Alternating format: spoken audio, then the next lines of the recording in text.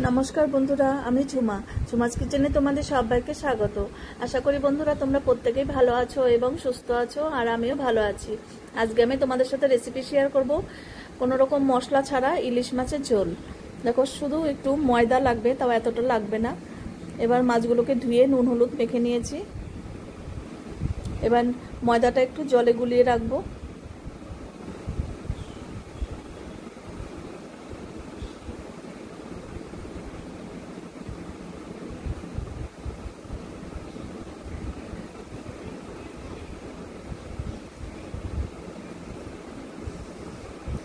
এবার গুলানো হয়ে গেছে।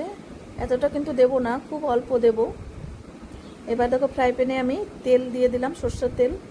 তেলটাকে ভালো করে গরম করে নিতে হবে।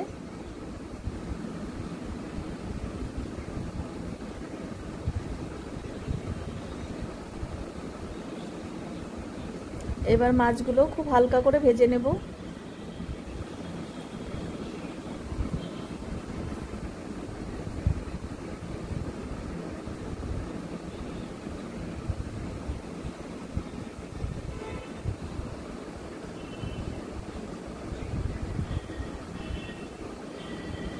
এবার অপর পাশটা উল্টিয়ে দিচ্ছি।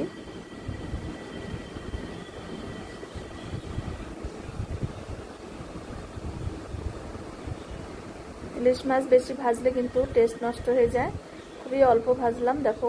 এবার নামিয়ে নিচ্ছি।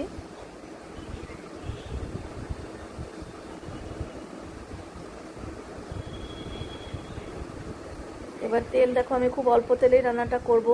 তেল কিছুটা উঠিয়ে রেখেছি। এবার দেখো, কালো জিরে ফোড়ন দিলাম।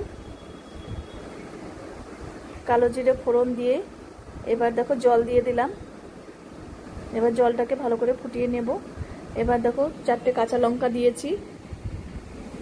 আর এবার মাছগুলো জলের মধ্যে দিয়ে সেদ্ধ করে নেব।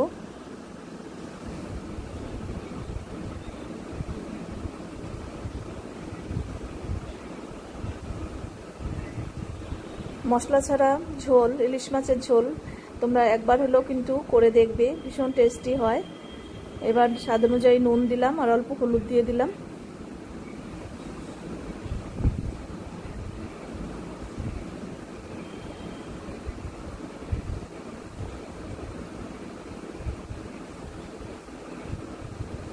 কোনো রকম মশলা, কাশ্মীরি লঙ্কার গুঁড়ো কোনো কিছুই কিন্তু দিইনি, একদম সিম্পলভাবে ঝোলটা করেছি।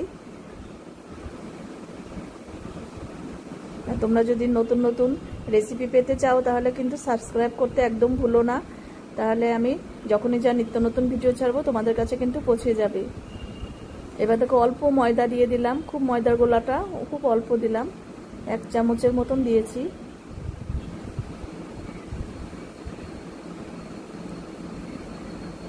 আর তোমরা ফেসবুক থেকে যদি দেখো তাহলে পেজটাকে ফলো করো। দেখো কত সুন্দর মশলা ছাড়া ইলিশ মাছের ঝোল রেডি। এবার আমি নামিয়ে নেব।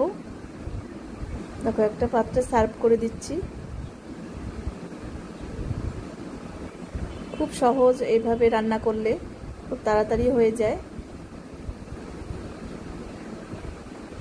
আজকে তাহলে আমি এখানেই রাখছি। এর পরের দিন আবার নতুন কোনো রেসিপি নিয়ে তোমাদের সামনে চলে আসব। তোমরা সবাই সুস্থ থেকো, ভালো থেকো। ধন্যবাদ।